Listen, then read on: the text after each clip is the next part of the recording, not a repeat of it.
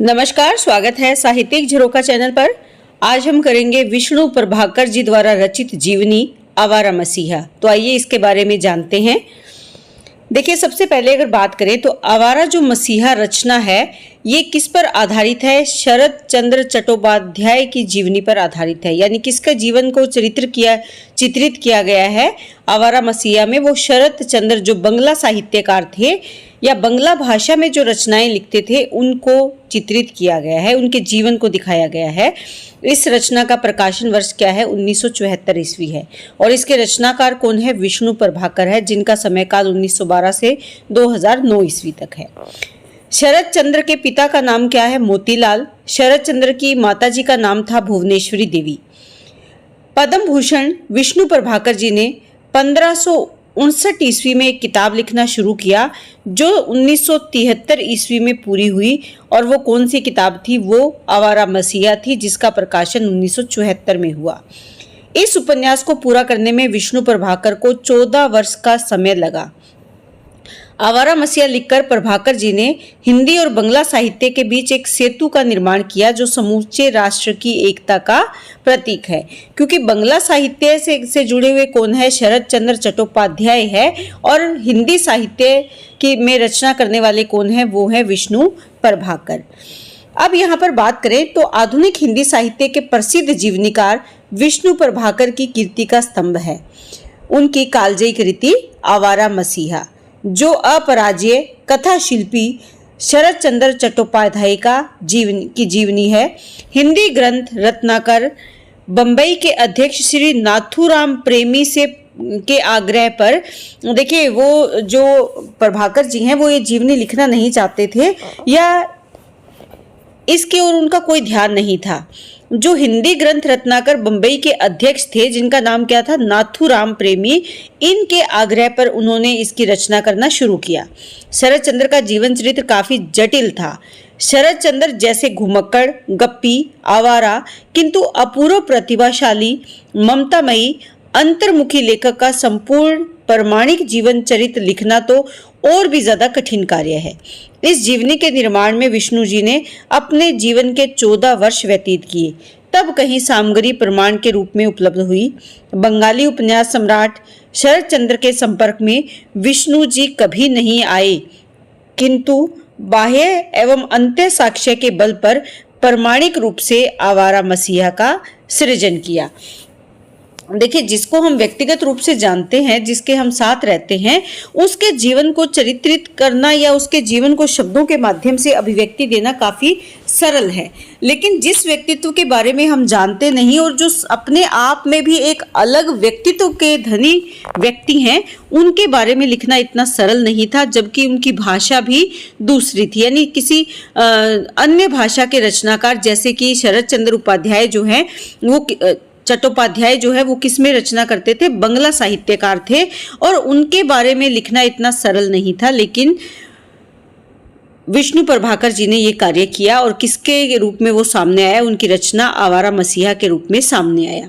अब जब वो मिले नहीं तो वो प्रामाणिक रूप से उन्होंने कैसे लिखा? इसके लिए कुछ स्रोत थे जिनके माध्यम से उन्होंने अपने भावों को अभिव्यक्ति दी या इस रचना को साकार किया। प्रथम तो इस पुस्तक की जो सामग्री है वो आप ये ध्यान में रखें कि 3 प्रमुख स्रोत थे जहां से ये सामग्री प्राप्त की। जो पहला है, उन व्यक्तियों का साक्षात्कार जो किसी न किसी रूप में शरत बाबू से संबंधित रहे, यानी उनसे जुड़े रहे किसी न किसी रूप में, उनके साक्षात्कार या इनके इंटरव्यू। दूसरे, उनके समकालीन मित्रों के जो लेख और संस्मरण थे उनसे जुड़े हुए, उनसे। तीसरे, उनकी अपनी रचनाओं में इधर उधर जो बिखरे प्रसंग थे उनको एकत्रित किया जो उनके जीवन से सीधे संबंधित थे। तो इन सभी 3 स्रोतों को इकट्ठा करके उन्होंने इसकी रचना की। आवारा मसीहा में आई कोई भी घटना प्रभाकर जी की कल्पित नहीं है, यानी विष्णु प्रभाकर जो स्वयं रचनाकार है उनकी कल्पना इसमें नहीं है। जो कुछ उन्होंने लिखा वो इन 3 स्रोतों के आधार पर ही इसमें शामिल किया है। अब अगर बात करें कि इसमें कथा वस्तु क्या है, किस तरह से इसको अभिव्यक्ति मिली है। हिंदी में जो जीवनी आवारा मसीहा है ये काफी प्रसिद्ध रचना है। इसमें शरद चंद्र के व्यक्तिगत और साहित्यिक जीवन का लेखाजोखा प्रस्तुत किया है। यह जीवनी कल्पित न होकर शरद जी की स्वयं की जीवन में घटित घटनाओं पर आधारित है। संपूर्ण जीवनी में जो प्रमुख पात्र है वो स्वयं शरद चंद्र चट्टोपाध्याय है। श्री विष्णु प्रभाकर जी ने इनकी कथा को औपन्यासिक शैली में प्रस्तुत किया है। उपन्यास के समान इसकी कथा वस्तु में रोचकता पाई जाती है। अतः इस जीवनी का प्रमुख आधार शरद का कथा साहित्य रहा है, क्योंकि जो शरद चंद्र चट्टोपाध्याय है वो स्वयं एक प्रसिद्ध बंगला उपन्यासकार रहे हैं, तो ये रचना भी उसी शैली में लिखी गई है और उन्हीं की कथा साहित्य को आधार बनाकर लिखी गई है। श्री विष्णु प्रभाकर ने आवारा मसीहा जीवनी की कथा वस्तु को 3 पर्वों में विभक्त किया है। 3 पर्वों में यानी 3 भागों में बांटा है। इसमें बात करें, जो पहला पर्व है उसका नाम इन्होंने क्या दिया है, दिशाहारा। इसमें 18 उपशीर्षक शामिल किए हैं। उसके बाद दिशा की खोज, इसमें भी 18 उपशीर्षक है। उसके बाद दिशांत में 30 उपशीर्षक शामिल किए हैं, यानी 3 भागों को भी आगे अलग अलग खंडों में विभाजित किया गया है। सबसे पहले यहाँ पर बात करें, जो दिशाहारा है यह क्या है, प्रथम पर्व है। इसमें शरद चंद्र की जो बाल्यावस्था से लेकर किशोरावस्था तक की घटनाएं हैं उनको शामिल किया है।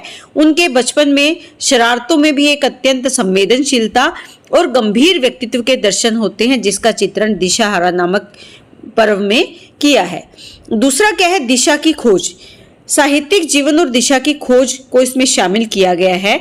द्वितीय पर्व में या दूसरे पर्व में शरद के लेखन, विकास के प्रेरणा स्रोत क्या रहे, रचनाओं की पृष्ठभूमि, पात्रों में जो समरसता है, रंगून में जब वो रहे, ग्रहदाह, सृजन का आवेग, चरित्रहीन, आरोप, विराज, बहू और आवारा और श्रीकांत की चर्चा प्रमुख रूप से इन्होंने इसमें की है। ये भी 18 उपशीर्षकों में रचित है। तीसरा जो इसका खंड या भाग है वो क्या है, दिशांत। इसमें रंगून से स्वदेश लौटने का वर्णन इन्होंने किया है। रंगून प्रवेश के बाद जब वो स्वदेश प्रवास के बाद जब वो स्वदेश लौट आए थे उसका चित्रण है। साथ ही साथ जो उस समय वो सामाजिक कार्य कर रहे थे और साहित्यिक विधाओं में जिस प्रकार की रचनाशीलता को शामिल कर रहे थे, उन विचारों को भी इस खंड में, इस पर्व में शामिल किया है।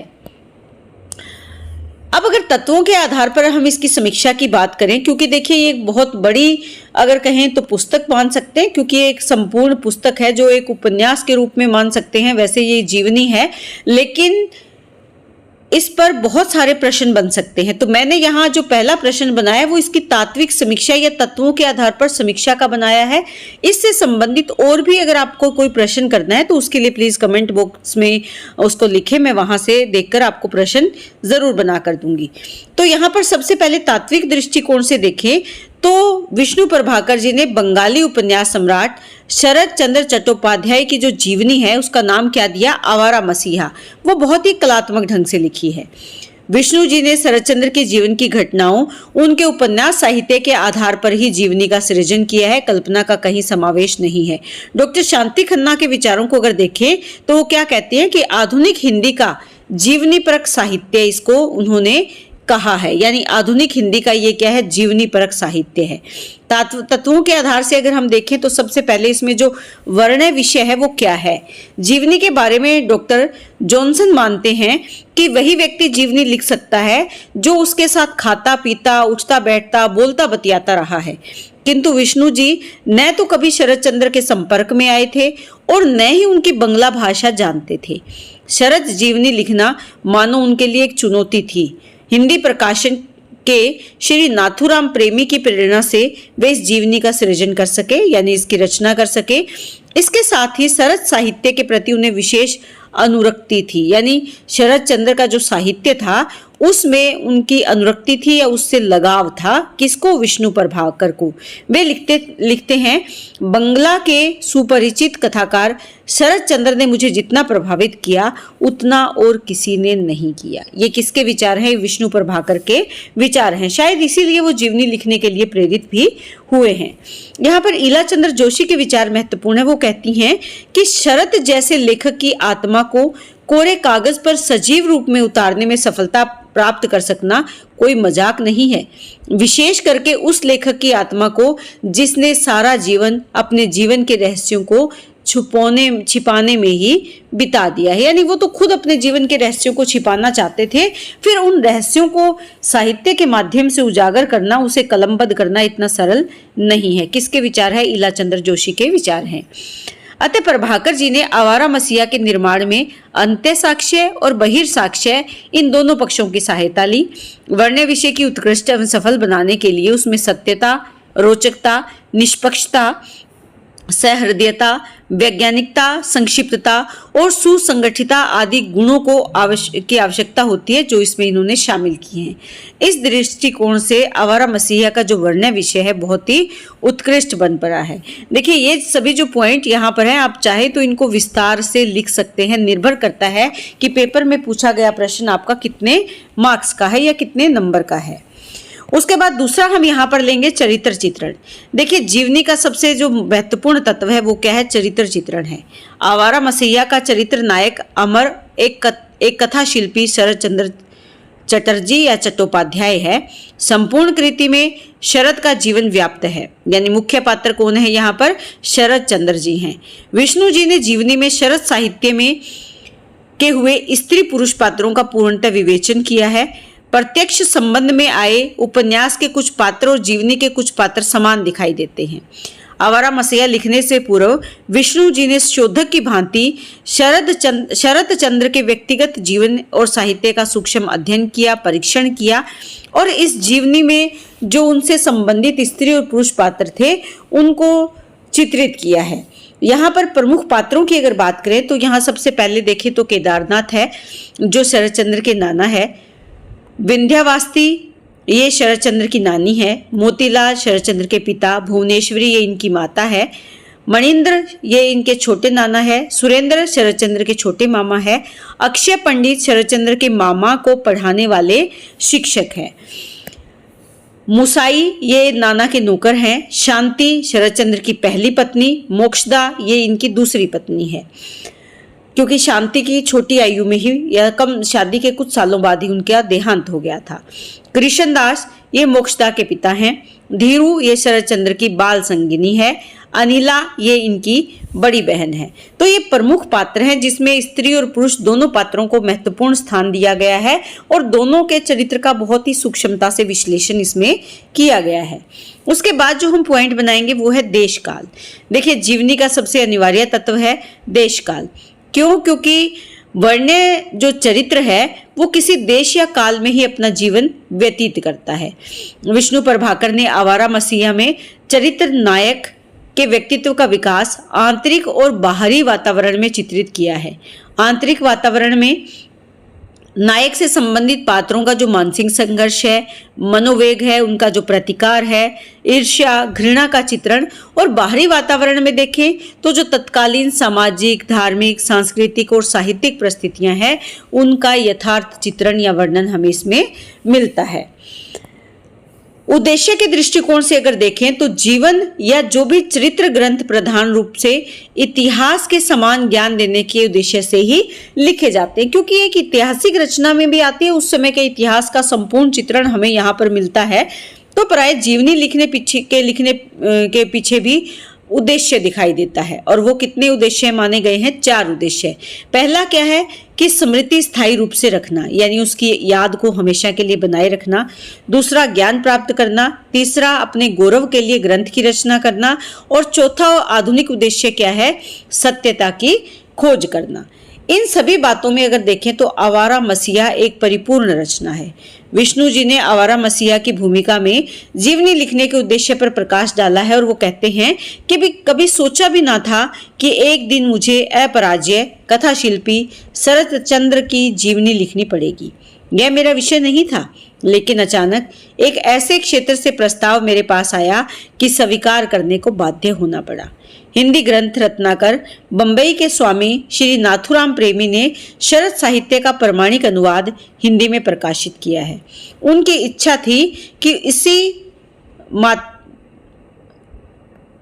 शरद चंद्र की जीवनी भी प्रकाशित की जाए। यहाँ थोड़ी सी टाइपिंग मिस्टेक है। उन्होंने इसके चर्चा श्री यशपाल जैन से की और न जाने कैसे लेखक के रूप में मेरा नाम सामने आ गया। यशपाल जी के आग्रह पर मैंने एकदम ही यह काम अपने हाथों में ले लिया। ऐसा नहीं था, लेकिन अंततः ऐसा करना पड़ा, यह सच है। यानी उनको जब जीवनी लिखने के लिए कहा गया तो इतनी आसानी से इसे शुरू नहीं किया, बहुत सोच विचार के बाद आखिर उनको ये काम करना ही पड़ा। इसका मूल कारण भी वो बताते हैं कि इसका मूल कारण या मुख्य कारण यह था कि शरद चंद्र के प्रति मेरी अनुरक्ति, उनके साहित्य को पढ़कर उनके जीवन के बारे में, विशेषकर श्रीकांत, राजलक्ष्मी के बारे में जानने की इच्छा कई बार हुई। शायद वह इच्छा पूरी होने का यह अवसर था। तो यहाँ पर वो जानना चाहते थे, उनके जीवन को खंगालना चाहते थे, इसीलिए उन्होंने जो उनके पास प्रस्ताव आया था उसे सहज स्वीकार भी कर लिया। विष्णु प्रभाकर लिखते हैं कि आवारा मसीहा का उद्देश्य अमर कथा शिल्पी शरद चंद्र के व्यक्तित्व का यथासंभव सत्य दर्जा कराता है। शरद चंद्र के जीवन पर लिखना कोई हंसी मजाक नहीं। शरद का चरित्र इतना जटिल था, एक तो वैसे ही अपवादों की कमी नहीं, फिर इन प्रवादों की सृष्टि करने में स्वयं शरद का हाथ कम नहीं था। यानी शरद चंद्र भी क्योंकि मस्त और फक्कड़ स्वभाव के थे, तो वो भी कहीं न कहीं इसमें शामिल थे।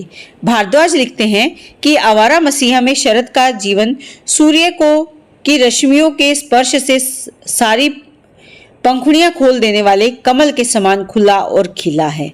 यानी इस रचना में उनके संपूर्ण जीवन का विकास हुआ है या संपूर्ण जीवन का चित्रण हुआ है। रचनाकार ने नायक के भावलोक को पूरी सहृदयता से पढ़ा है, उसके चप्पे चप्पे को छाना है। शरद का बाहरी परिवेश, देश और काल अपनी संपूर्णता में बोल उठा है। तो ये परिभाषाएं हैं जो उन्होंने दी है इस रचना को लेकर। किसने? भारद्वाज के द्वारा ये बात कही गई है। शरद चंद्र के जीवन की घटनाओं की सच्ची वास्तविक खोज विष्णु जी ने हर प्रकार से शुरू की। तब उन्हें उत्साह के बजाय अनेक बुरी प्रतिक्रियाएं भी सुननी पड़ी। उससे उन्हें प्रेरणा ही मिली। उन्होंने अपनी लगन और निष्ठा के साथ शरद चंद्र के आंतरिक और बाह्य व्यक्तित्व को जीवन के 3 पर्वों में उजागर कर दिया है। बचपन से लेकर अंत तक नायक का यथा तथ्य वर्णन किया है। शरद और शरद साहित्य का गहराई से अध्ययन जीवनीकार ने किया है। इस तरह विष्णु प्रभाकर एक अभाषी व्यक्ति, अभाषी कैसे? क्योंकि वो बंगला भाषी नहीं थे। उन्होंने बंगला उपन्यास सम्राट शरद चंद्र की जीवनी लिखी। इस असंभव कार्य को सफल बना दिया और वही उनकी विशेषता है। अतः आवारा मसीहा उद्देश्य की दृष्टि एक पूर्ण सफल रचना कही जा सकती है। अंत में बात करते हैं भाषा शैली की। देखिए, भाषा के दृष्टिकोण से देखें तो भाषा क्या है? भावों की अभिव्यक्ति का साधन है और इसी के माध्यम से चरित्र के वास्तविक स्वरूप का भी पता चलता है। वास्तव में विष्णु प्रभाकर अबंगाली थे। बंगला भाषा उन्होंने सीखी, तभी वे जीवनी में उत्कृष्ट और रोचक भाषा का प्रयोग कर सके। भारद्वाज लिखते हैं कि आवारा मसीहा की भाषा विष्णु प्रभाकर की एक उल्लेखनीय उपलब्धि है।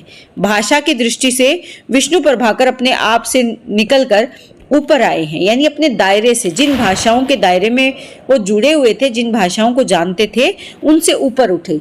इस उम्र में पहुंचकर एक नई विधा के लिए नई भाषा को तलाश लेना अपने आप में एक विशेष उपलब्धि है। जीवनी में कई स्थलों पर मनस्थितियों के अनुकूल भाषा के भावात्मक चित्र किया है। सहज स्वाभाविक बोलचाल की भाषा, काव्यात्मक अलंकृत भाषा, विनोदात्मक भाषा, चित्रात्मक भाषा, शब्द चयन और वाक्य विन्यास के दृष्टिकोण से तथा मुहावरे के दृष्टिकोण से देखें तो भाषा कैसी है? मुहावरेदार भाषा का इस्तेमाल किया गया है। शैली के दृष्टिकोण से देखें तो शैली के बिना भाषा की अभिव्यक्ति नीरसता प्राप्त कर लेती है। आवारा मसीहा की जो शैली है वो सुसंगठित है, निरपेक्ष, सहृदयता, नाट्यात्मकता, भावात्मक, मनोविश्लेषणात्मक, पत्रात्मक शैली, डायरी व आत्मकथात्मक शैली का प्रयोग इस रचना के लिए किया गया है। तो इस तरह से विष्णु प्रभाकर ने आवारा मसीहा जो रचना की है, जो जीवनी लिखी है शरद चंद्र चट्टोपाध्याय की, ये अपने आप में एक विशेष रचना है। हिंदी साहित्य के दृष्टिकोण से अगर देखें तो ये हिंदी साहित्य को समृद्ध करने में बहुत ही महत्वपूर्ण रचना मानी जाती है। तो उम्मीद करती हूँ कि ये इस रचना के बारे में जितना मैंने आपको बताया है ये आपके लिए उपयोगी होगा। कुछ जगह लिखने में थोड़ी सी मिस्टेक है, उसके लिए माफ़ी चाहूँगी। इससे संबंधित और भी अगर कोई प्रश्न आप जानना चाहते हैं तो प्लीज कमेंट बॉक्स में कमेंट करें और इसी तरह चैनल से जुड़े रहें। बहुत बहुत धन्यवाद।